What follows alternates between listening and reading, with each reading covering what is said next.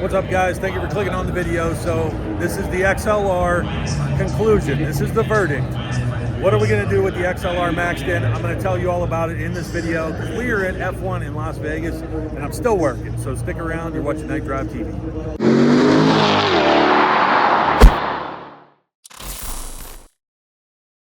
All right, guys. So sorry about the background noise, but I'm trying to show you and talk to you guys about what's actually happened. So you're wondering, what happened? Did we go forward? Did we fund it? Before I do that, I want to really shout out to a couple of you guys: Eric Hensman, David Tucker, Mark Bloom, Paul Frio, Don C., Philip Berry, Adam Day, Tyler Beckman, Jonathan Grady, Jason Duhan, Dave Hatfield, and David Botticelli. I hope I said that right. I apologize if I messed you guys' names up. You guys posted and really promoted the product, and I can tell you when it launched, you guys had a lot to do with why it was successful. John Conto, shout out to you. You bought 2 units. You were one of the people that actually bought more than one. So that being said, this is how far we've come. So the real question is, did we get to 80? We did not get to 80, but don't leave just yet. Now I do want to talk about a lot that's happened on the forums and the groups, and I will say that I wanted to give out like a hater award, and I was like really thinking who the king hater is. If it's this Mickey T guy on the XLR.net or XLRnet.com, or Sean King. Sean King has been very vocal that I am a scammer and that I've scammed everyone. So he accused me of basically running out of money, not having enough. This seems to be a common theme with people. I will reiterate to all you guys that have XLRs, we have done this in Corvette before. There are thousands of Corvette people that will vouch for me. I've earned this trust of follow through and of supporting my customer base. And that's something that's super important to me. So I want you guys to know with the Cadillacs, like when I say I'm going to do something, I will do it, but I need the community to show up. And the opposition, look, it damages things, it makes things difficult, but we powered through it anyway. And so I made a bad business decision, probably, I'll be honest with you. So let's talk about the cost and the dynamics of how this works. So obviously when we develop a product, we are incurring costs from day one. When we make a decision to make something, it's based along the lines of a lot of metrics. How many cars are there? How many potential buyers are there?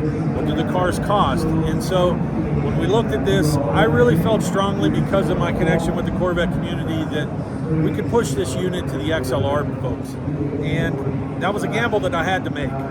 So I will tell you just up front, I don't feel like the launch of this has gone as strongly as I hoped. My real hope is that once you guys receive it, that hopefully you guys will continue to promote the way that you have. So I think I just gave you the answer. I funded the molds, and I funded the molds before the deadline. Unfortunately, you know, I kind of had this lower benchmark of like, I'm definitely going to refund everybody. Then I had this line that I wanted to get past. So yeah, we didn't get past it, and it put me in a decision phase. Do I refund or do I move forward? Now the catch for me was, because I processed the amount of these units, obviously being $2,000, we'll just say roughly, there's a processing fee, and when I refund, I don't get the processing fees back. And so that was going to lead to essentially a $20,000 net loss almost. So it kind of put me in this zone of like, I either go or I don't. And so without much, you know, some of you guys really championed for it, and I really appreciate that.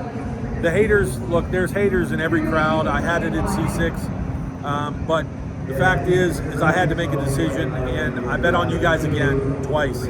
So I'm really hoping that once you guys receive this, install this, that there is such a positive push that I get to the 250, which is the real number. So 80 only funds the molds, but 250 is really the point that we recover our investment.